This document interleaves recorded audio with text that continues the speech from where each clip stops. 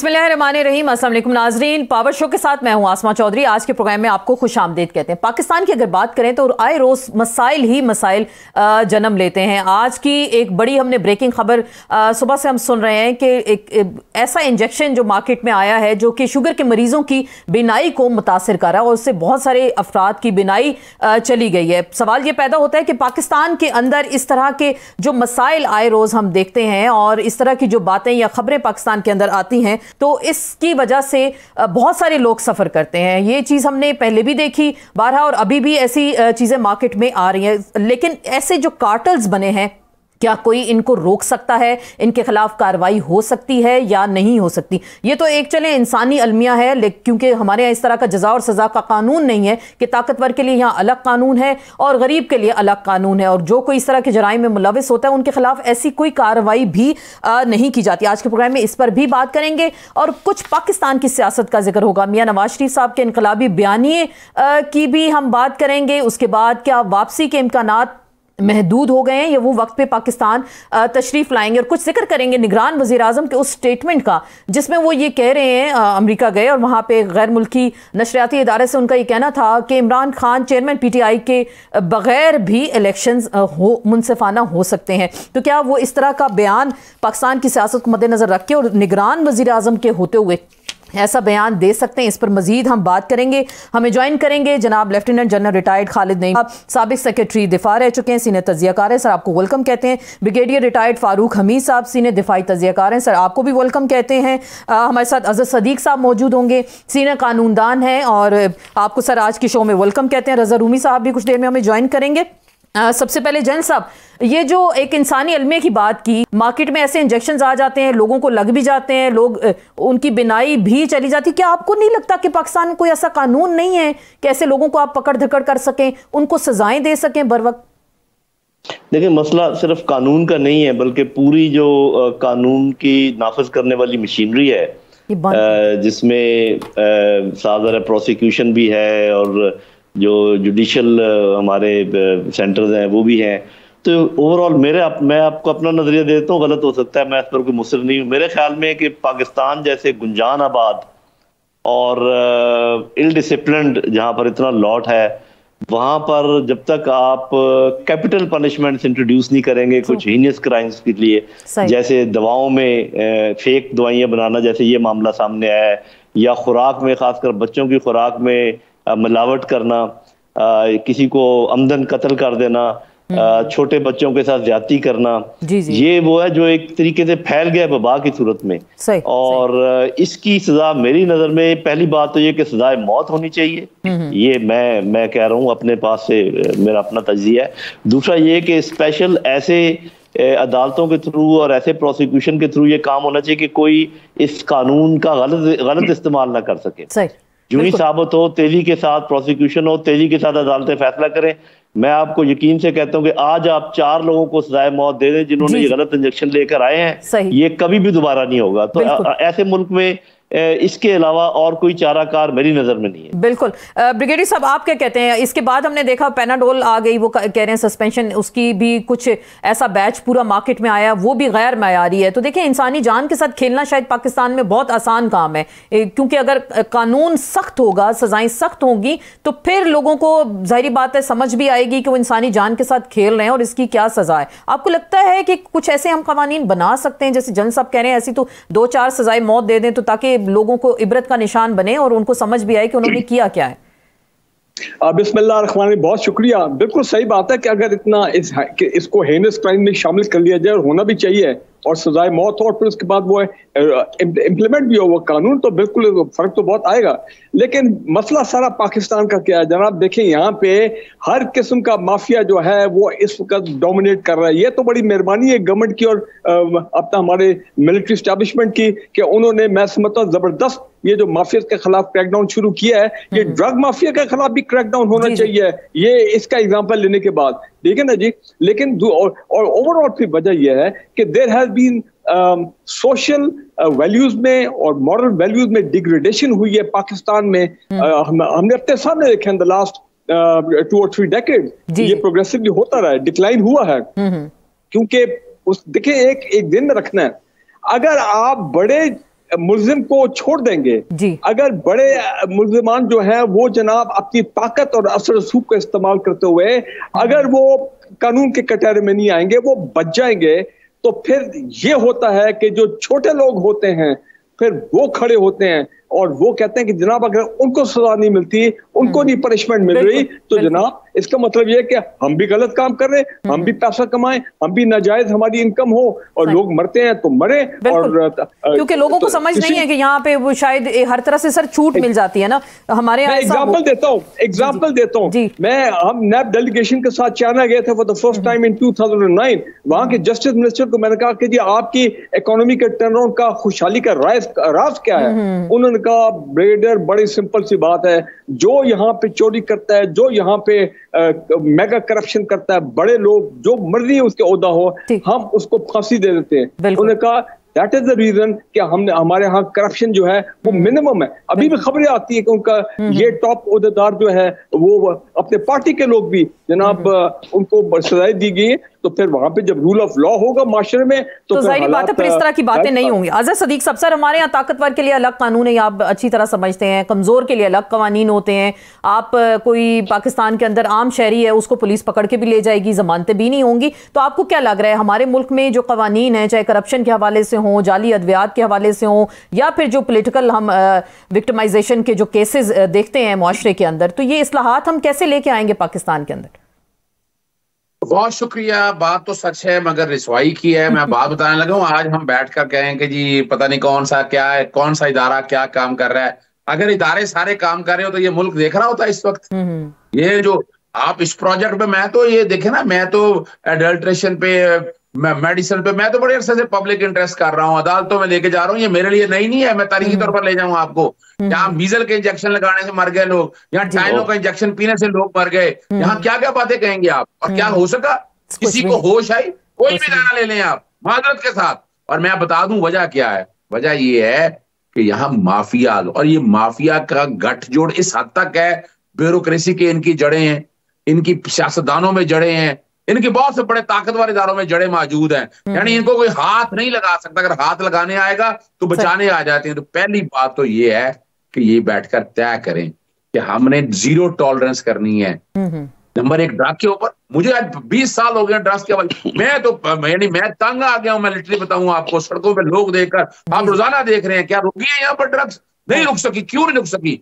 बड़े बड़े farm house पे क्या कुछ हो रहा है। और ये हम लोगों में बहुत से लोग हैं जो करवाने वाले। पहले जीरो टॉलरेंस यहाँ तय कर ले। नंबर 2, कानून सख्त करने की मैं इत्तेफाक करता हूँ लोधी साहब की बात से। ये हमने बड़ी कोशिश करके देखी। हमारे पीछे वजह क्या है? वो 295C को बेस बना के यहाँ कैपिटल पनिशमेंट तो वैसे खत्म कराना चाहते हैं, लेकिन चाइना ने नहीं बातें मानी। आपको कैपिटल पनिशमेंट इंट्रोड्यूस करानी पड़ेगी।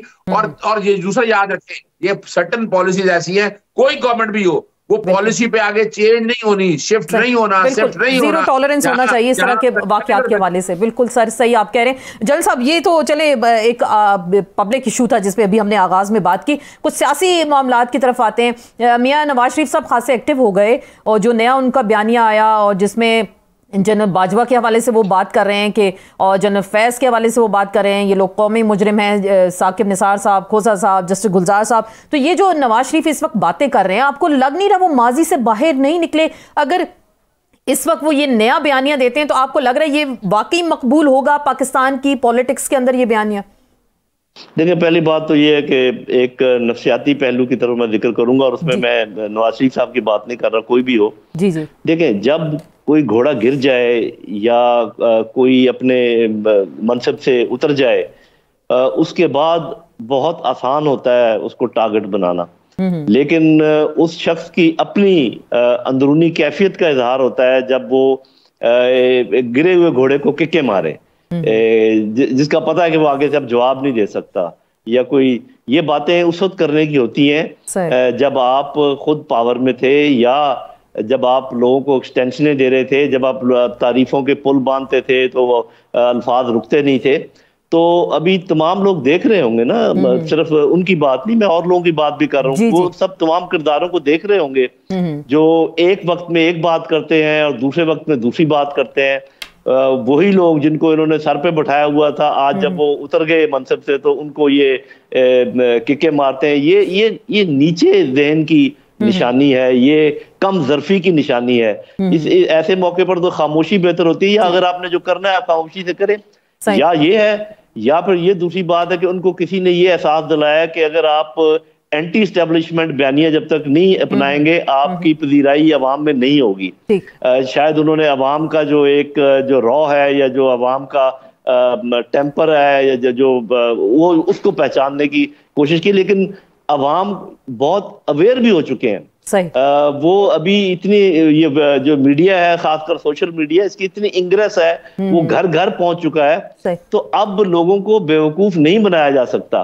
शायद उनको इस बात का इदराक नहीं है, जब वो इधर आएंगे तो उनको पता चल जाएगा कि लोग अब इतने बेवकूफ नहीं है कि आप आज बयानिया बदल लें, कल बयानिया बदल लें, किसी को सर पे बिठा लें, किसी को नीचे पटक दें तो वो आपके पीछे चल पड़ेंगे। जरा आके देखें कि आपको पता चलता है कि कितने लोग आपके पीछे चलते हैं। आपको लग नहीं रहा था जनरल साहब कि वो मायूस हो चुके थे कुछ, जो 16 महीने की कारकर्दगी थी, तो शायद उसको साइड पे डालने के लिए इस तरह के बयान दिए जा रहे हैं? हालांकि रिसेंटली वो फैज़याब हुए हैं इस रिजीम चेंज से, जनरल बाजवा की एक्सटेंशन के बाद वो फैज़याब हुए हैं सारे सिस्टम के थ्रू।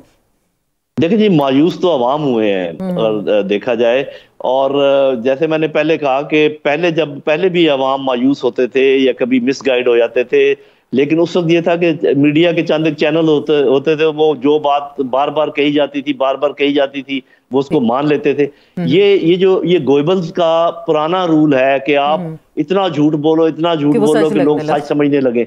आज ये गोएबल्स का रूल जो है ये अप्लाई नहीं करता है, इसलिए कि लोगों के पास इतने ज़राए हैं सच मालूम करने के कि वो कुछ हो नहीं सकता। तो लोगों को इतना मायूस किया गया है कि, और उनको सब मालूम है लोगों को कि इस मायूसी की वजूहात क्या है, किसके साथ कनेक्टेड है। तो अब तो लोग देख रहे हैं एस्टेब्लिशमेंट की तरफ के जो नए इनिशिएटिव लिए हैं, इनके नतायज कब निकलते हैं, अल्लाह करे कि इसमें कामयाबी हो। तो उसी एस्टेब्लिशमेंट के खिलाफ अगर ये कोई बयानिया बनाने की कोशिश करेंगे तो ये आप यूं समझे कि एक ऐसे ही घिसी पिटी बात को दोबारा दोहराने की कोशिश कर रहे हैं जो बिल्कुल कामयाब नहीं होगी। ये मेरा अंदाजा है, मैं फौजी हूँ, कोई ज्यादा सियासत को नहीं समझता, तो ये मेरा ख्याल है कि वो उनकी ये कामयाबी के कोई इम्कानात आपको दिखाई नहीं दे रहे। ब्रिगेडियर साहब, सर आप भी फौजी हैं, तो इसके कॉन्सिक्वेंसेस क्या होंगे जो अभी एस्टेब्लिशमेंट है, मिलिट्री एस्टेब्लिशमेंट की बात करते हैं, अगर इस तरह के, जाहिर बात है उनके आर्मी चीफ पे बात होती है और ऐसे बयानिए बनाए जाते हैं, तो क्या इस तरह पाया जाता है उस तरह के हलकों में कुछ?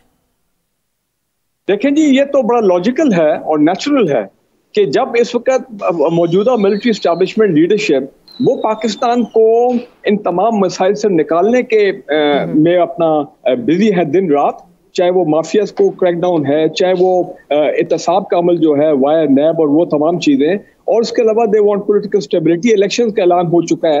अब इस वक्त आके पाकिस्तान की बिल्कुल मेन स्ट्रीम बड़ी पॉलिटिकल पार्टी है, उसके लीडर जो है अगर फिर वो घिसा पटा वही पुराना नैरेटिव सामने लेके आए, चाहे बेशक वो अपनी इलेक्शन के लिए कैंपेन को चमकाना चाहें, एक वो वजह हो, या उनका एक बेसिकली माइंडसेट है anti military establishment right from the days obviously general Ziaul हक के बाद, मैं 90s और उसके बाद की बात कर रहा हूँ, कैसे उन्होंने क्लैश किया जनरल मुशर्रफ के साथ, जनरल जहांगीर करामत साहब के साथ। फिर उसके बाद देखें ना, ये एहसान फरामोशी वाली बात है ना कि अगर जनरल बाजवा हेल्पिंग आउट, जो अब पब्लिकली सब एक्नॉलेज कर रहे हैं, खुद वो माना है, उनकी जमात ने माना है कि हमने उन्हें इसलिए इस्तेमाल किया कि हम पीटीआई से जान छुड़ा सकें। जी देखें वो, और दूसरी बात ये है कि इनमें एक वो माइंडसेट है कि तीन चीजें सामने आती है मेरे ज़हन में। एक तो यही है इनके ज़हन में है कि जनाब हम हुक्मरान खानदान, वो मशहूर जुमला आपको याद है कि मतलब दे बॉर्न टू रूल। नंबर 2 ये कि जी एंटी मिलिट्री एस्टैब्लिशमेंट का इनके ये हर एक के साथ ये मथा लगा लेते हैं, कंफ्रंटेशन मोड में आ जाते हैं, फिर उस मुल्क में एक अजीब सी हैजानी कैफियत पैदा हो जाती है, फिर लोग जो है शरारती लोग हैं वो बीच में आके एक्सप्लॉइट करते हैं सूरत हाल को, और सारी बातों से आपकी इकोनॉमी इफेक्ट होती है, पॉलिटिकल इंस्टेबिलिटी आती है। और तीसरा इनमें वो है वो एलिमेंट ऑफ एहसान फरामोशी कि ये अगर इनको जो लोग इनकी मदद भी करते हैं, मैं खास military establishment point of view से उनको फिर ये जो हिट बैक करते हैं। मैं आज ये कह रहा हूँ कि इस मरतबा उन्होंने सिर्फ मिलिट्री लीडरशिप की बात नहीं की है पास्ट की, बल्कि उन्होंने बात की है साबिक chief justice and retired justice of the supreme court. देखें ये बहुत खतरनाक खेल है। आप अभी पाकिस्तान में आ रहे हैं, मोस्ट वेलकम, भरपूर सियासत करें, किसी को कोई प्रॉब्लम नहीं है, लेकिन फितनाबाजी ना करें, फसाद क्रिएट ना करें कि फिर वो पुरानी तारीख जो हालात है वो दोहराए जाए।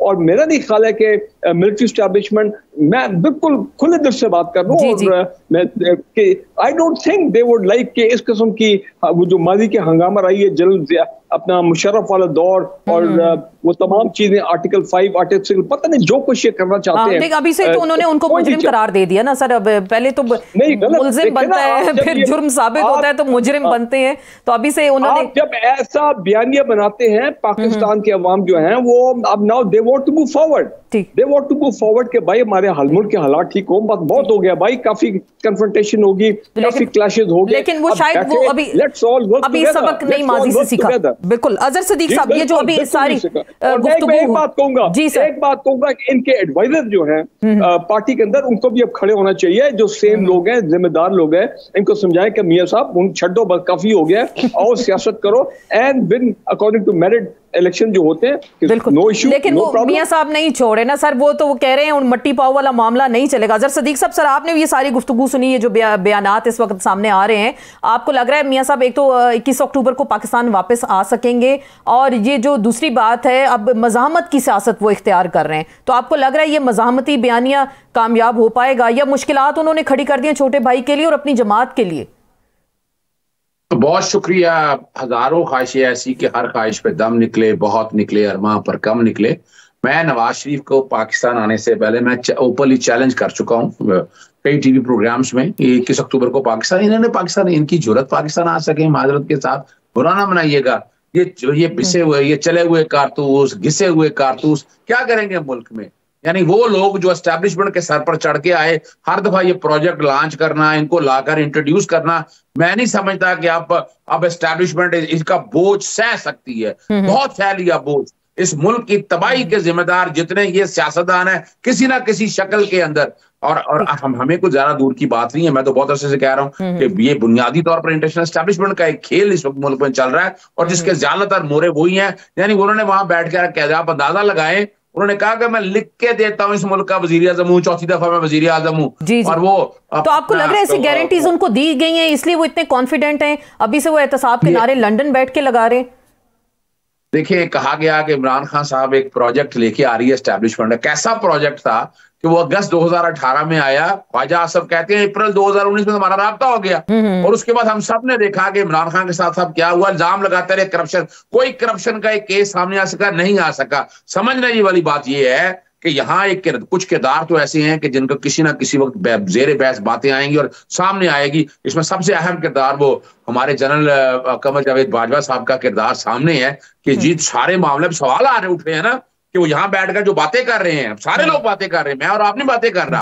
सवाल बड़ा वाज़ेह है, क्या हम बैठकर इतने बड़े बड़े फैसले इस तरह कर सकते हैं कौम के मिजाज के खिलाफ, जो कौम चाहती है, जो जिसको मुंतखब, अभी भी देख लें आप, अभी भी इस मुल्क के साथ क्या हो रहा है, वो बैठ के जहां कर रहा है। यानी जो इस वक्त जो बयानिया है, नजर यही आ रहा है कि जो बयानिया जो चला रहा है नवाज शरीफ, वही बयानिया यहाँ चल रहा है। वैसे हैरानकुन बात है, अपने भाई के दौर में तो वो आ नहीं सका, आना चाहिए भाई के दौर में। अब क्या ऐसा मसला है कि अब जो उनसे कमिटमेंट की गई हुई है, और इसका शोर अब पाकिस्तान पीपल्स पार्टी ने भी डाला, जब लेवल प्लेइंग फील्ड का वो जिक्र करते हैं। बिल्कुल, इसको मुख्तसर करते हुए एक बात बता दूं, देखिए मौका आ चुका है इस वक्त कौम को आगे देखना। ये नहीं है कि अमेरिकन सफीर आकर यहाँ इलेक्शन कमीशन से मिले, यूके के सफीर आकर वहां से मिले, गवादर में आकर ये लोग काम करें, ये क्या बता रहे हैं? ये उठना होगा कौम को सारे मसले के अंदर, आप अपने फैसले खुद करें, खुदारा। और लेकिन सर बदकिस्मती है ना हमारे मुल्क की, ये फैसले यहाँ नहीं होते। जल साहब, ये जो सारी ग्राउंड रियलिटीज हैं, आपको लग रहा है इन तमाम तर मसाइल का हल इस वक्त क्या फेयर एंड फ्री इलेक्शंस नहीं है, 90 दिन के अंदर इलेक्शंस नहीं है? अगर इसमें मजीद डिले होता है तो क्या हम इसी मसाइल में ही जो है हम चक्कर काटते रहेंगे क्या? जी देखें, पहली बात तो ये है कि ये जो मसला है मेरे नजर में, मैं इस बात पर मुसर नहीं हूँ। एक आपने मुआहदा किया IMF से, एक आपने मुआहदे किए हुए हैं ये जो पावर जनरेशन कंपनीज हैं IPPs, जी। एक बहुत बड़ा उमरानी मुआहदा आपने अपने अवाम से भी किया हुआ है, जिसमें उनके लिए आसानी पैदा करने के लिए, उनके लिए आराम से जिंदगी गुजारने की गारंटी दी गई है। अब अगर इन तीनों मुआहदों में से आपको कोई एक तोड़ना हो या दो तोड़ने, तो आप कौन सा तोड़ेंगे? मुझे अफसोस इस बात का है कि आप अपने अवाम के साथ किया हुआ इमरानी मुआहदा तोड़ने को तैयार हैं, लेकिन ना आप IMF के साथ मुआहदा तोड़ने को तैयार हैं, और ना ही आप IPP के साथ मुआहदा तोड़ने को तैयार है। तो ये काम कर कौन सकता है? ये काम वो कर सकता है जिसको अवाम की मुकम्मल ताईद हासिल हो, और अवाम की ताईद हासिल किसको होती है? उस गवर्नमेंट को जो कि फेयर एंड फ्री इलेक्शंस के नतीजे में आती है। तो आपने ये जो शुरू में बात की कि ये बिल्कुल कंक्लूजन दुरुस्त है, और मैं इसकी पूरी हिमायत करता हूं कि जितनी जल्दी हो सके आपको शफाफ और बिल्कुल मुनसिफाना इंतखाबात करवाने चाहिए। लोग जिनको लाना चाहते हैं उनको आने दें, और उन्हीं लोगों में ये दमखम होगा कि वो ये काम कर पाएंगे जिसका मैं जिक्र कर रहा हूँ। सही अवाम की फिक्र करने वाला कोई किसी को लेकर आए, किसी भी लीडर को, और जिसमें ये हिम्मत हो कि वो खड़ा हो सके IMF के आगे और इन IPPs के आगे कि मैं अपने लोगों को मरता हुआ नहीं देख सकता, मैं अपने लोगों को बचाऊंगा। आप आपने जहां जाना जाए, जिस मर्जी कोर्ट में जाए, मैं वहां जाके बताऊंगा कि किस तरीके से लोगों ने अपने इंटरेस्ट की खातिर ऐसे गलत मुआहदे किए। और मेरे ख्याल नेशनल इंटरेस्ट में के खिलाफ अगर कोई मुआहदा हो तो इंटरनेशनल कोर्ट में आप वो जीत सकते हैं वो मुकदमा भी। तो ये तो आपको बंदा ऐसा चाहिए या आपको लोग ऐसे चाहिए जिसके दिल में दर्द हो अवाम का, और वो अवाम की मर्जी है कि वो ये बताएं कि किन उनके ख्याल में कौन है उनका हमदर्द, वो आप और मैं फैसला। लेकिन सर यहाँ ऐसी इजाजत दी नहीं जाती। जनरल साहब ये इसी सवाल को आगे मैं कंटिन्यू करूंगी। निगरान वजीर आजम का जो एक स्टेटमेंट आया है जिसमें कह रहे हैं कि चेयरमैन PTI के बगैर भी मुनसिफाना इंतखाबात हो सकते हैं, और PTI ने मुतालबा किया है कि वो अपने इस बयान की वजाहत दें। आपको लग रहा है निगरान केयर टेकर उन्होंने तो जस्ट इलेक्शंस कराने हैं और उनके पास तो इतने इख्तियारात नहीं है कि वो इस तरह का पोलिटिकल स्टेटमेंट दें? अगर ऐसा स्टेटमेंट आता है तो फिर इससे क्या समझा जाए? क्या वाकई पहले से फैसला हो गया है कि माइनस चेयरमैन PTI इलेक्शंस होंगे? जी अच्छा, ये खैर मैंने सुना नहीं है उनका स्टेटमेंट, लेकिन अगर उन्होंने ये कहा है तो मेरा ख्याल ये दुरुस्त नहीं है, ये बैलेंस स्टेटमेंट नहीं है। वो एक जनरल स्टेटमेंट तो दे सकते हैं कि किसी के होने या ना होने से इंतखाबात पर फर्क नहीं पड़ेगा, कोई भी लीडर अगर हो या ना हो, अगर उनकी पार्टी को मौका दिया जाएगा तो इस तरीके से वो आगे चल सकेंगे।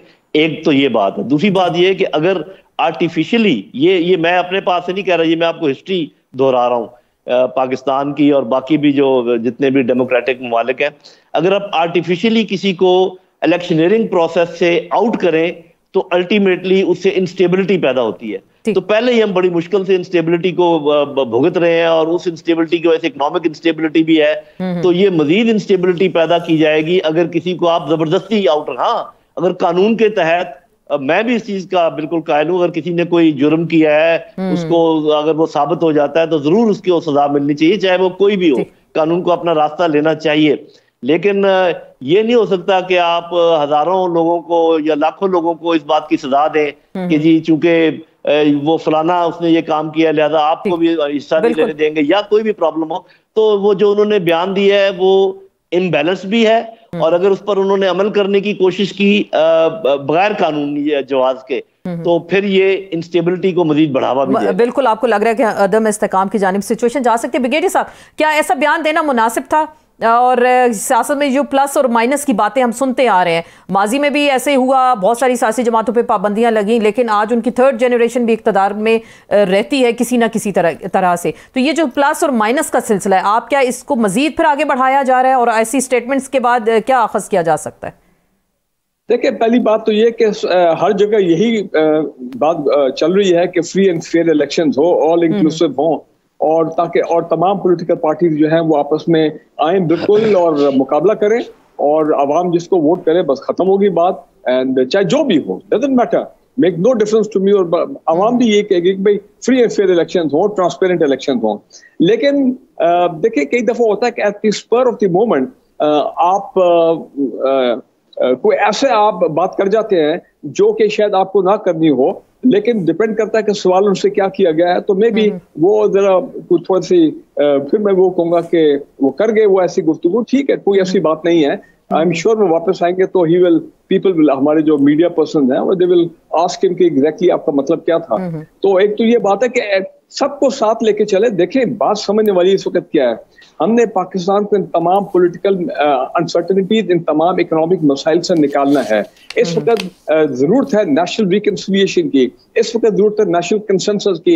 Everybody should be on board. President of Pakistan से लेके to the last man in the street सब एक पेज में हो कि जनाब हमने for the sake of Pakistan छोड़ दें ये। लेकिन ऐसे कौन इनको ऐसी कौन कोशिश करेगा, ऐसी कौन सी काविश होगी सब एक पेज पे आ जाए? आप देख रहे हैं हर एक ने अपनी अपनी 1.5 इंच की मस्जिद बना रखी है। नहीं, देखें आप जो भी कहें, लेकिन पहले प्रेसिडेंट ऑफ पाकिस्तान ने बड़ी कोशिश की थी पिछले 5-6 महीने, वो कामयाब नहीं हो सके। लेकिन अब मुझे बड़ा उम्मीद है and I am very happy कि दुरानी साहब जो है as a very neutral person वो अपनी पूरी कोशिश कर रहे हैं कि किसी तरह पॉलिटिकल पार्टी, उन्होंने कल भी कहा है कि मैं तमाम पॉलिटिकल पार्टी से मेरे राब्ते भी हैं और जाहिर बात है प्रेसिडेंट साहब के साथ तो वो मुलाकातें कर रहे हैं। बल्कि एक तो उन्होंने ये भी, मैं कल न्यूज पढ़ रहा था कि शायद वो मिलिट्री एस्टैब्लिशमेंट के साथ उनका राब्ता है। तो देखें जब तमाम लोग आएंगे उनको लेवल प्लेइंग फील्ड मिलेगी और वो अलग बात है। The law must take its natural course. जो है, मैं हूं, आप हैं, जो बजी है, एनीबडी हु जिसको अगर संगीन जुर्म हुआ है वो तो बिल्कुल ये नहीं है कि just for the sake of election to take part in the election, वो तो लॉ को तो तक अपना रास्ता लेना है। लेकिन ओवरऑल एक नेशनल कंसेंसस बनना चाहिए कि अब के बाद हमने एक्चुअली देखें we are starting from zero, we are in a very bad shape. ये तो मुझे थोड़ी उम्मीद आई है, देखें आपको लग रहा है पूरा राजीनामा हो जाएगा? जी, पॉलिटिकल गवर्नमेंट में हिम्मत नहीं थी कि वो इन माफियात को टेक ऑन करें। और ये I a caretaker government back by the military, इन्होंने माफियात को टेक ऑन किया। एक एग्जांपल देता हूँ, सिर्फ एक एग्जांपल।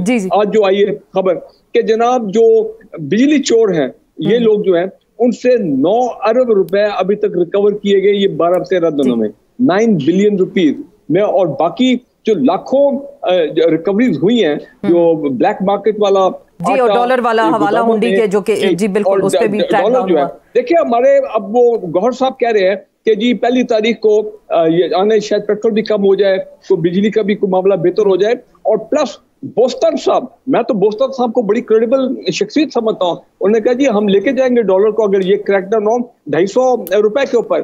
सो आई सी कि थिंग्स आर इंप्रूविंग। अच्छा, आपको लग रहा है लेकिन ये पॉलिटिकल विल अगर हमारे सियासतदानों में आ जाए ना तो सर हालात हमारे बहुत बेहतर हो सकते हैं। तो ये अगर जब पाकिस्तान में डंडे की हुकूमत आती है तो फिर लोग सुनते हैं इस तरह की बातें। मेरे पास वक्त जी एक जुमला, हमारे रेगुलेटरी इदारे इनके अंदर वो विल नहीं है, पॉलिटिकल पार्टी में विल नहीं है कि वो इस तरह के काम करें जो कि अभी हम इस वक्त देख रहे हैं। बिल्कुल। अजहर सिद्दीक साहब, सर ये जो ओवरऑल हम सारी बात कर रहे हैं और ये बयानिए की बात होगी तो लंदन में क्या खिचड़ी पक रही है? निगरान वजीर आजम भी वहां पे लंदन के होटल में मौजूद हैं और कल मलिक अहमद खान जो पहले भी बैकडोर राब्ते रहे मिलिट्री एस्टेब्लिशमेंट के साथ उनके, तो वो भी वहां से उस होटल से बाहर निकले थे। आपको लग रहा है वहां पे कुछ खास मुलाकातों का सिलसिला तो नहीं जारी? आप कुछ हमें खबर दे सकते हैं वहां से?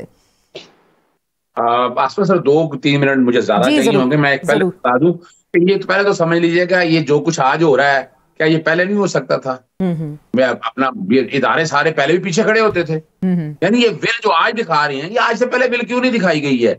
वजह यह है कि एक फैसला गलत हो गया इमरान खान का, वो फैसले को जस्टिफाई करने के लिए आप जो मर्जी कहते रहे, लोगों का मानना बहुत मुश्किल है। समझिएगा इस बात को कि जब इमरान खान को गिराया गया, इमरान खान को ऐसे नहीं गिराया गया कि नवाज शरीफ को लेके आना है। किसको? नवाज शरीफ तो वहां बैठा हुआ है। नवाज शरीफ को देखे ना वो पचा क्या रहा है क्या? यानी आज आप 1985 से अगर हम शुरू हो जाए, ये जो प्रोजेक्ट लॉन्च किया था, क्या ये दोबारा ये प्रोजेक्ट चल सकता है? कोई रिजल्ट दे सकता है? 16 महीने में ये 17 महीने में ये लोग रहे, क्या ऐसा अनोखा काम कर दिया? कुछ नहीं किया। मैं ना 6 ब्लंडर आपके सामने रख देता हूं। सबसे पहला ब्लंडर ये था कि जब इमरान खान ने हुकूमत गिरा दी थी ना, ये मांग रहे थे कि इलेक्शन जल्दी कराएं, तो तहरीक-ए-तमाद के जरिए आई तो उन्होंने असेंबली डिसॉल्व कर दी। आगे चलना चाहिए था, लेकिन वहां पर इलेक्शन कमीशन आके अड़ गया। इलेक्शन कमीशन ने कहा हम इलेक्शन नहीं करा सकते, 7 अप्रैल को मैं गवाह हूं, मैं कोर्ट के अंदर मौजूद था। उनने तो आगे चले। अच्छा, उससे आगे चले जाए, जब पंजाब असेंबली और खैबर पख्तूनख्वा के इलेक्शन आए, इलेक्शन करा देने चाहिए थे। ये सियासी हुकूमतें साथ मिली, इलेक्शन कमीशन साथ मिला रहा।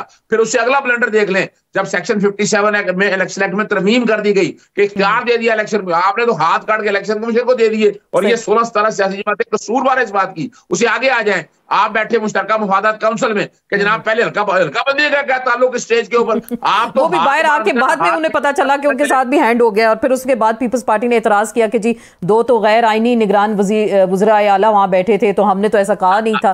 तो ये बाकी शायद गैलरी से प्ले करने की कोशिश की जाती है, अवाम को बेवकूफ बनाया जाता है। आसमा देखें अपना ना इस वक्त अगर आपको याद होगा अपना ना 8 मार्च, मुझे डेट आज भी याद है, 8 मार्च को ये तहरीक-ए-तमाद आई थी, तो 4 अप्रैल को हुसैन हक्कानी मिले थे। हुसैन हक्कानी कौन है? मेमो गेट का स्कैंडल का मरकजी किरदार है। हमको चीजें मानने चाहिए, तस्लीम करने चाहिए। ये लड़ाई क्या है? लड़ाई समझिएगा, लड़ाई इस वक्त रशिया और अमेरिका की लड़ाई वही चल रही है। रशिया की लड़ाई में आप इस्तेमाल हुए, रशिया तोड़ दिया हमने। आज हम जब रशिया की तरफ बढ़े और उसके बाद हमने देखा हमारा क्या हाल कर दिया उन्होंने।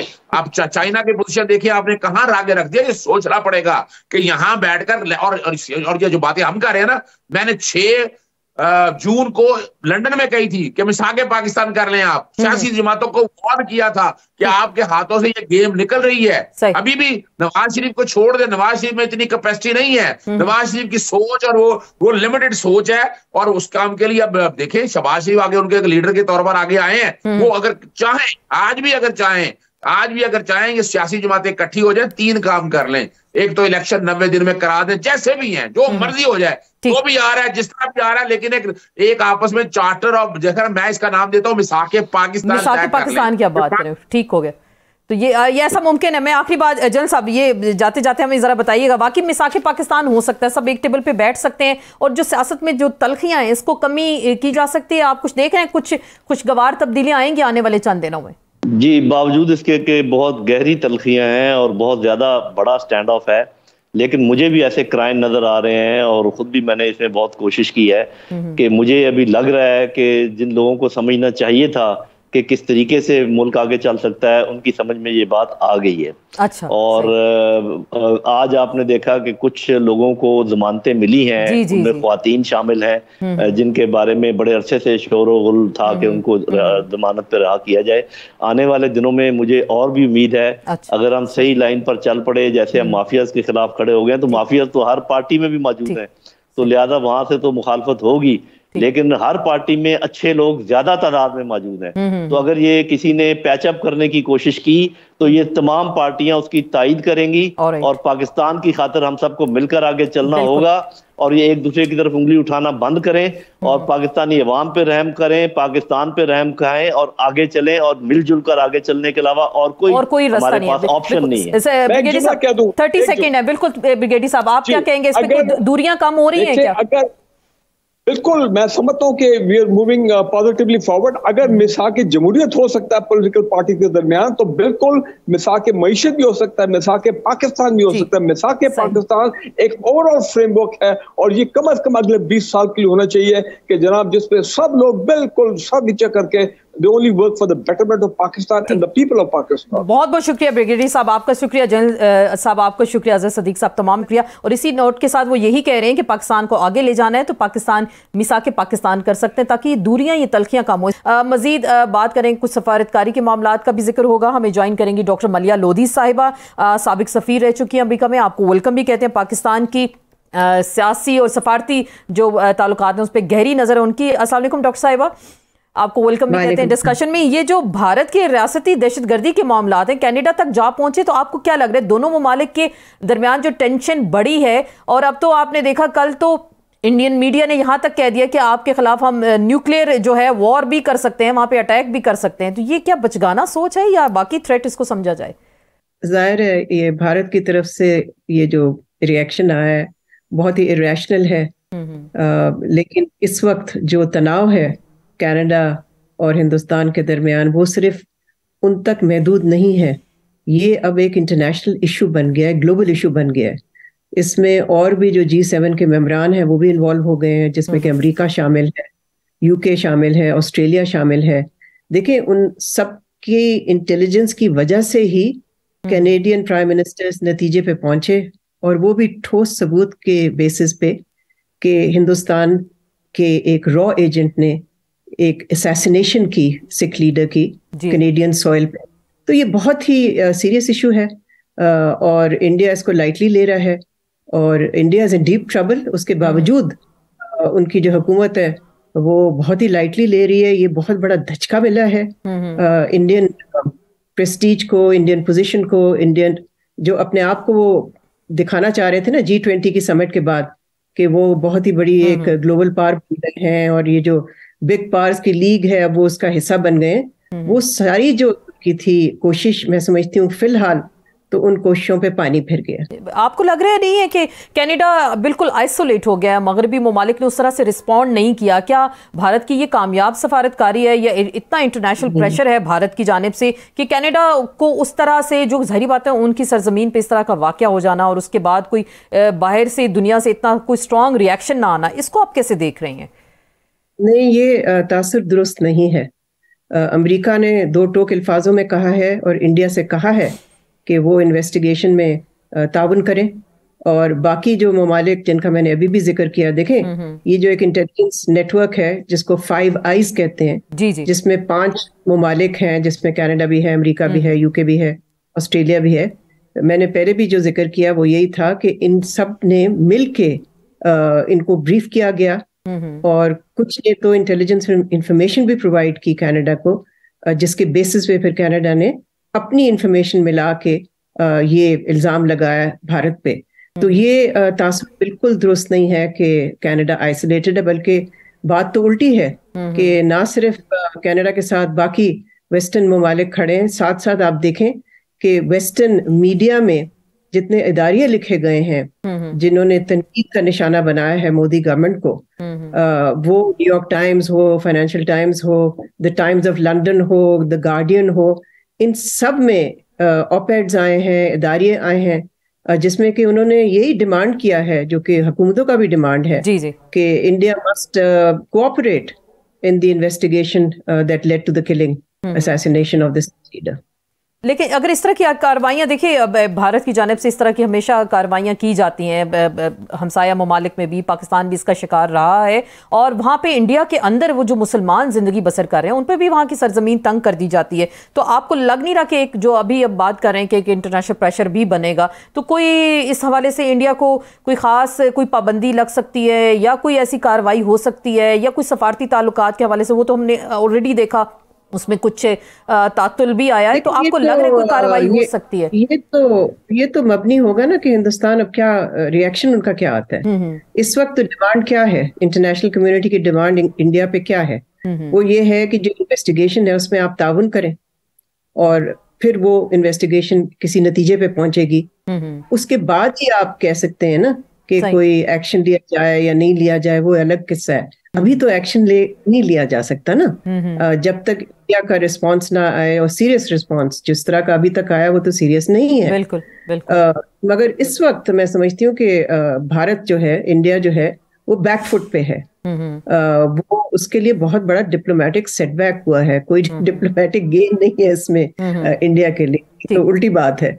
तो आपको लग रहा है, अभी ये पाकिस्तान के चले ताल्लुकात की भी हम बात करते हैं दीगर ममालिक के साथ, इसराइल के साथ ताल्लुकात के हवाले से जलील अब्बास जिलानी साहब ने कहा है कि इसराइल को मानना और इसके बारे में फैसला करना पाकिस्तान के मफाद को देखकर, मद्देनजर रखकर ऐसा कोई फैसला किया जाएगा। आपको लग रहा है कोई ऐसी ग्राउंड तैयार हो रही है कि इस तरफ कुछ जाया जा रहा है? कुछ ऐसी खबरें भी आ रही हैं, ऐसी स्पेकुलेशंस भी हैं, आपको क्या लग रहा है, कुछ ऐसा है? कुछ मैं तो समझती हूँ कि इस इशू पे एक हमारी सीनियर ऑफिशियल को कमेंट करना नामुनासिब है। जब इस तरह की, एक तो ये कि एक अबूरी हुकूमत है, बिल्कुल, इसके पास तो फैसले करने का कोई इख्तियार ही नहीं है। तो मैं नहीं समझती कि इस वक्त इस इशू पे कोई स्टेटमेंट देनी चाहिए है किसी सीनियर ऑफिशियल को। ये बहुत ही सेंसिटिव मामला है, और ये मामला सिर्फ उस वक्त आगे जा सकता है जब पाकिस्तान की आवाम चाहेगी। मैं खुद उसकी मुखालफत करूंगी, मैं मुखालिफ हूँ इस किस्म की किसी एक्शन की या इसी स्टेप की। इजराइल एक ऑक्यूपाइंग पावर है। इजराइल ने जो फलस्तीन में किया है, तो सवाल ही नहीं पैदा होना चाहिए कि पाकिस्तान के ताल्लुकात हो एक ऑक्यूपाइंग स्टेट। तो फिर अगर हम उसको मानेंगे तो फिर आप हिंदुस्तान की ऑक्यूपेशन को मान लेंगे मकबूजा कश्मीर पे। देखिए ना, दोनों जो इश्यूज हैं कितने मिलते जुलते हैं ना। दोनों में एक काबिज फौज है, एक काबिज मुल्क है जिसने कि उन लोगों को बिल्कुल ही उनकी जो राइट ऑफ सेल्फ डिटर्मिनेशन है वो डिनाई की। मैं नहीं समझती कि ना ये कोई वक्त है इस तरह के इश्यूज पे कोई डिस्कशन करने का, और ना ही मैं समझती हूँ कि पाकिस्तान की अवाम तैयार होगी इस किस्म के किसी कदम को की हिमायत करने के बिल्कुल आप सही बात कर रही हैं कि निगरान हुकूमत को ऐसा इख्तियार नहीं है, लेकिन यहाँ तो बहुत सारे स्टेटमेंट आते हैं। वजीर तिजारत कहते हैं जी हम 100 बिलियन तक तिजारत को अगले 15 साल तक ले जाएंगे। जलील नवाज जलानी कुछ बात कर रहे हैं, तो लगता है ये कुछ लंबे अरसे के लिए आए हैं। लेकिन मैं आखिरी बात आपसे ये जानना चाहूंगी, क्या सऊदी अरब को कोई प्रेशर आएगा? ये इसराइल की जानिब से भी ऐसा कहा गया है कि एशियाई ममालिक में जो कुछ मुसलमान ममालिक हैं वहां से भी कुछ राब्ते हो सकते हैं, कुछ ऐसी कोई तैयारी तो नहीं हो रही? मैं बार बार दोबारा यही आपसे पूछना चाहूंगी। देखिए, जो सऊदी अरेबिया करता है वो तो उनकी एक सॉवरेन चॉइस है, वो अपने मुफाद को देख के जो भी करना चाहते हैं करें। पाकिस्तान अपना मुफाद देखेगी, पाकिस्तान किसी और मुल्क के मुफाद के तहत तो नहीं चल सकती, और ये वक्त नहीं है इस तरह की बातें करने का। मेरा ख्याल है पाकिस्तान का फोकस पाकिस्तान के अंदर होना चाहिए। जिन बहरानों का हमें सामना करना पड़ रहा है, पहले उनसे तो निकले ना, ठीक आप पहले ही उन इश्यूज में पड़ गए हैं जिनका हमसे फ्रैंकली कोई ताल्लुक। सही सही। बहुत बहुत शुक्रिया डॉक्टर साहिबा, आप हमारे साथ मौजूद थी और कुछ इंटरनेशनल रिलेशंस पे हम इसके साथ ही आपसे जांच चाहेंगे। इंशाल्लाह नेक्स्ट वीक फिर मुलाकात होगी। अल्लाह हाफिज।